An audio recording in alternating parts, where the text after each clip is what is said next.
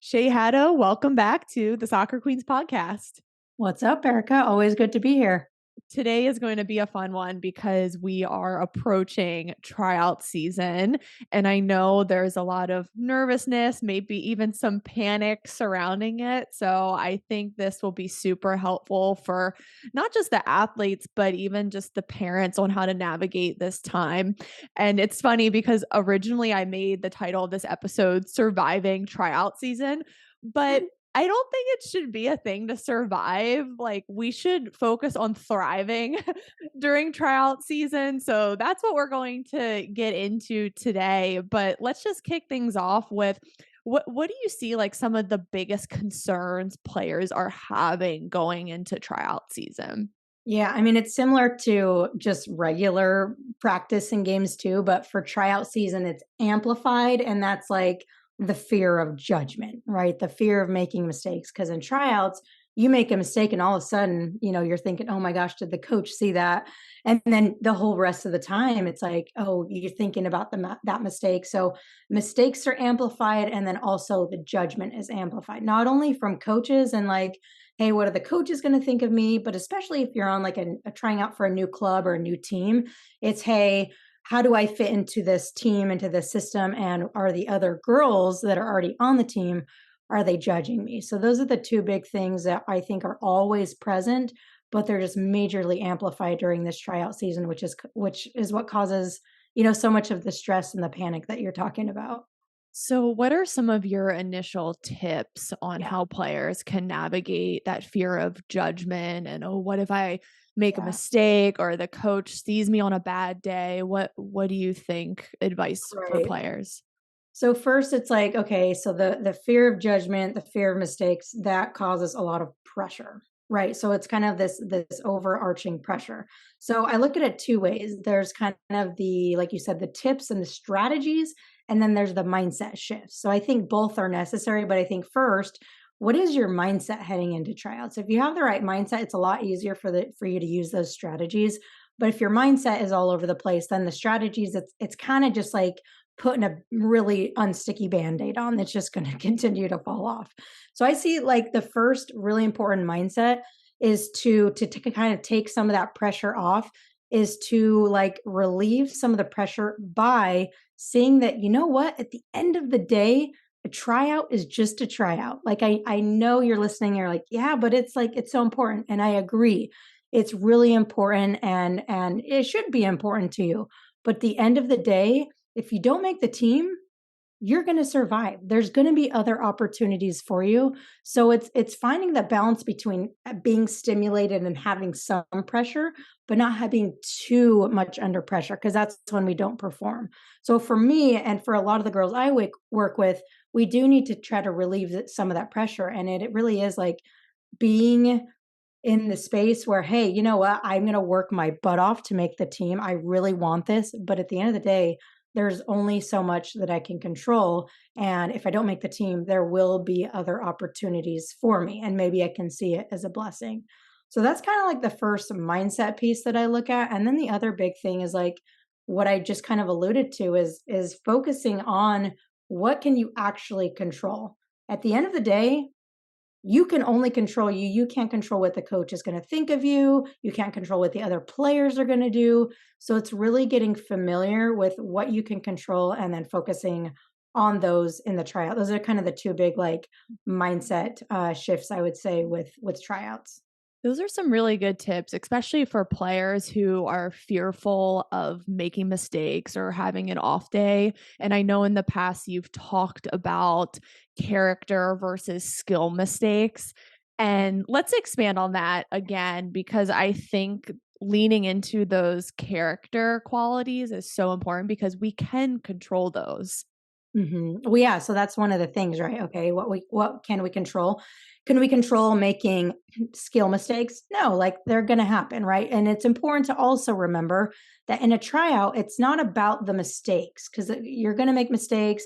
The coaches know you're going to make mistakes, so it's not about the mistakes, but it's how you respond to those mistakes. Right. Like a coach is really looking at, okay, they lost the ball, they made a bad pass, they had a bad shot, they got beat.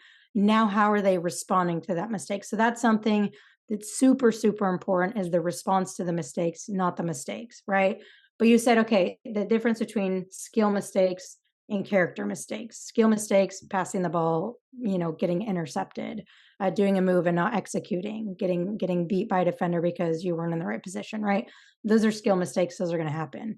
But then character mistakes, which is what we've talked about in the past, is like, did you make a mistake because you were lazy or unfocused? Like that's a little bit different. Like you can control being lazy and unfocused. Like if you're focused, if you're on top of it, then you're not going to make those mistakes, right? So an example that I like to use of a character mistake that I made was in college. Like I didn't touch the line when we were running sprints. Like I fell short of it. That wasn't a skill mistake. I had complete control over touching the line or not. So it's honing in on, I'm going to really focus in on what I can control, aka character, and then I'm going to not put as much, not that you're not going to put focus and not making mistakes, but you're just not going to worry and be anxious about, oh no, I don't want to make a mistake, because you can't control that. You can only control your response to that mistake.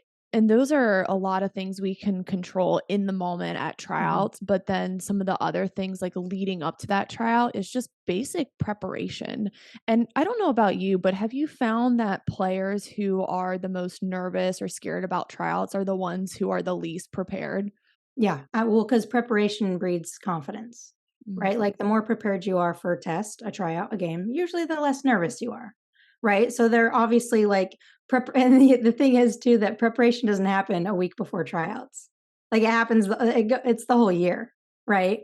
But like if we're talking about like mental preparation and doing the things, like leading up to the tryouts, there are absolutely things you can do that will help you to not be so nervous. And let me take a quick backtrack that also being nervous is okay. Because the more you're like, oh my gosh, being nervous is bad. Oh no, there's something wrong with me. I'm nervous, blah, blah, blah. That's when it starts to heighten and you even get more nervous. So, like, be okay with being nervous. Some nerves are good, right?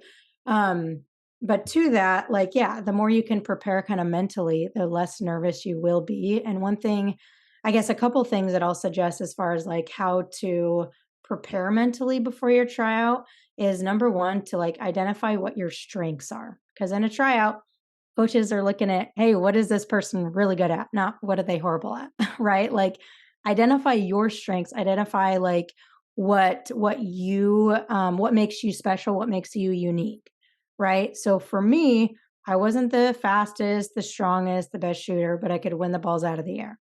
Like that was my thing. So I'm like, I'm going to be the best at this thing, right? So identify your strengths, and really aim to focus on that and kind of show those off. But then too, like that just builds confidence too, because a lot of times heading into tryouts, we're thinking about where we're not prepared, right? Like, oh no, I'm out of shape, or oh no, my footwork isn't up to where it needs to be. I mean, that's something you can work on, but it's important to also like know what your strengths are and really lean into those strengths heading into the tryout.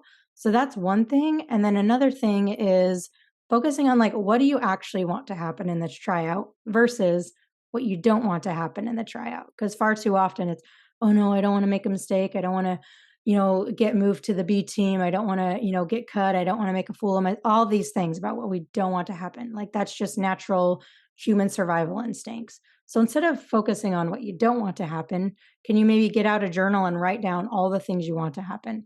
How do you actually want to play? How do you actually want to feel? And then you can actually go visualize on those things. So I know that was kind of a lot like strengths.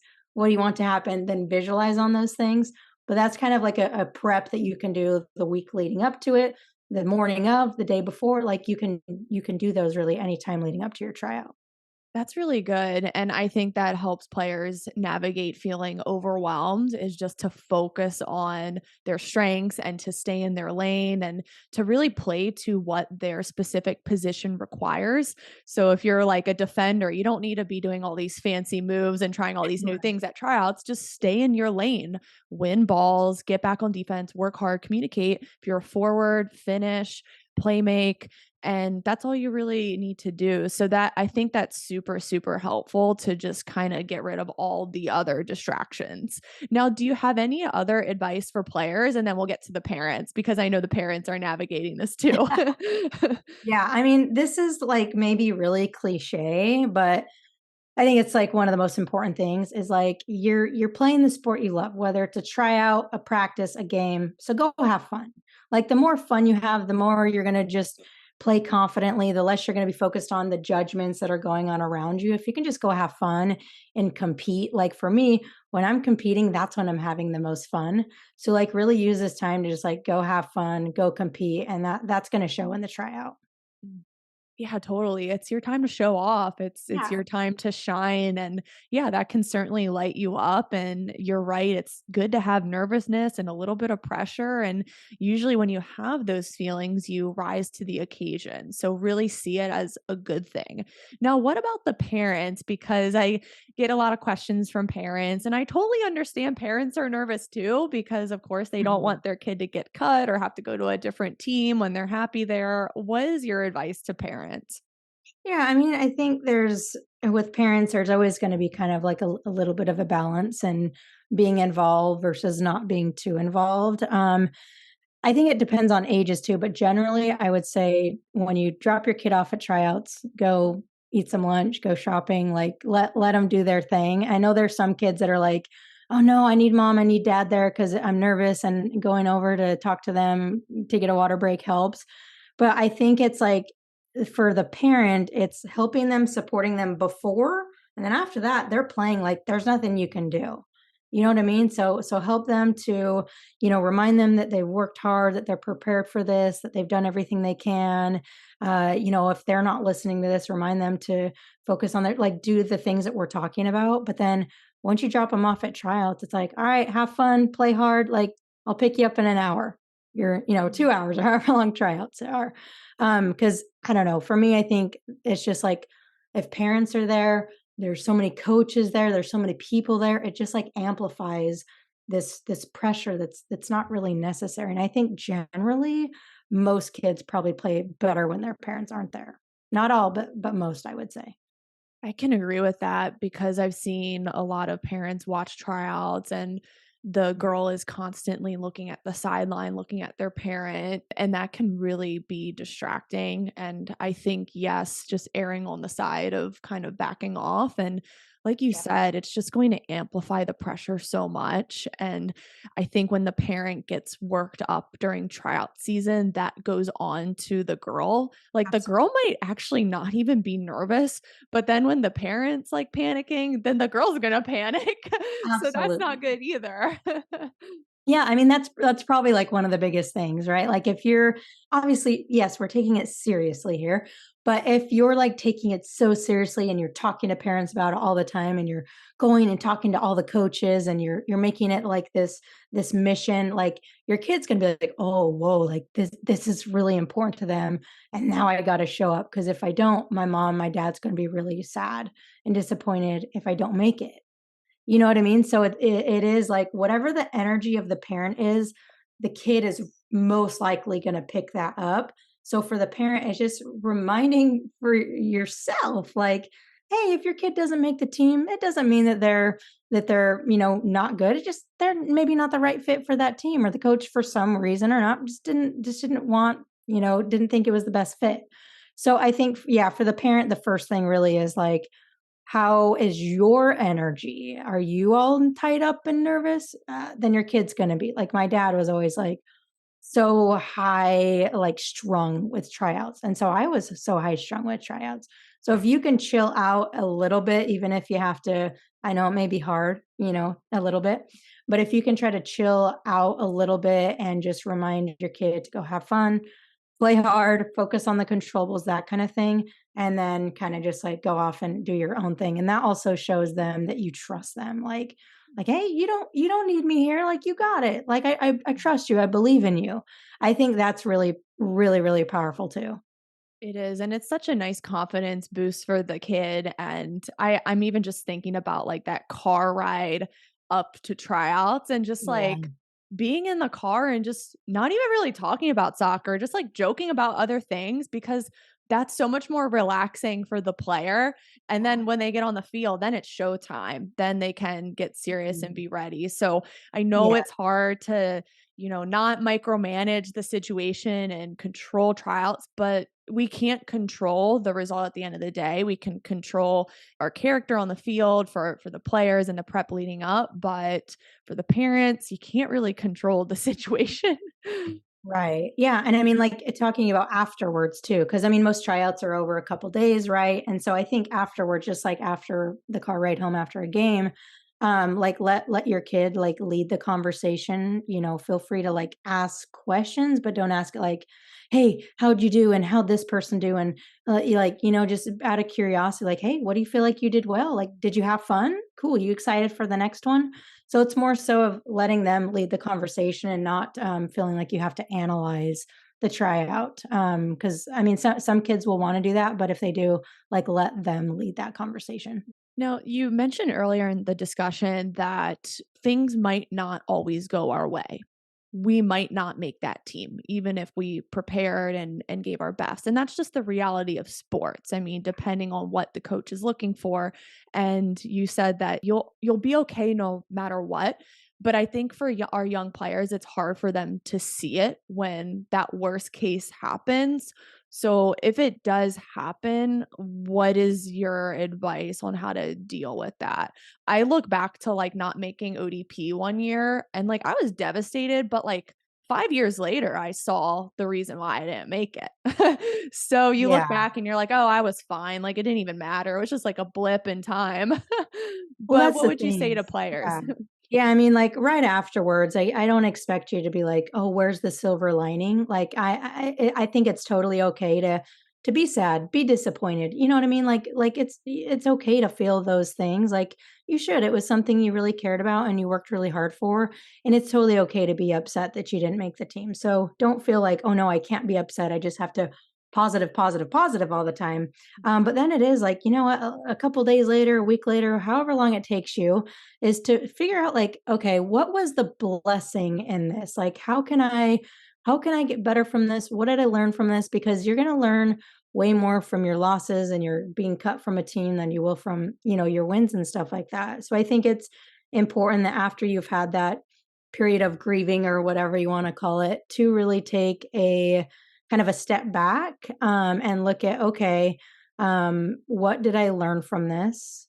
What other opportunities do I now have because of this, right? Because the old saying, when one door closes, another door opens, right? Whether that's another team or another opportunity, or maybe you can take a break from your sport for a minute and go play another sport. You know what I mean? Like, there's so many opportunities when something closes, even if it's something you didn't want to close. There's always going to be ways to see the silver lining in it. And then the other thing too is like, lean on your support system, because it is like, it sucks, it's a hard time. So lean on your friends, your parents, your coaches. And I had a podcast conversation with Michaela Moore, who our episode will release later in May, but she didn't make one of her, I think it was her U17 national team. And she said the biggest thing for her was just like leaning on like her support, which was mainly her mom, right? And just leaning on those people that trust you and that they want to see you succeed is obviously like a really huge part of going through that process too.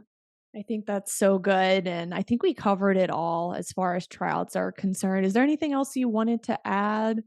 It really is like, it seems like it's such this big, magnified, important thing, right? But I'm sure, Erica, you can look back, I can look back, and it's like, it really is like, when you look back on it, it really is just this little blip, or this, maybe it's a high moment, maybe it's a low moment. But at the end of the day, not making a team or making the team doesn't change who you are as a player, doesn't change who you are as a person. If you don't make the team, it just wasn't the right fit. It doesn't mean that you're not good enough.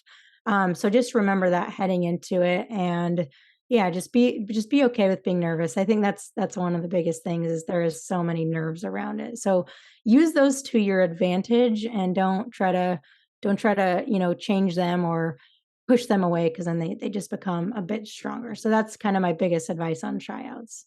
That's brilliant.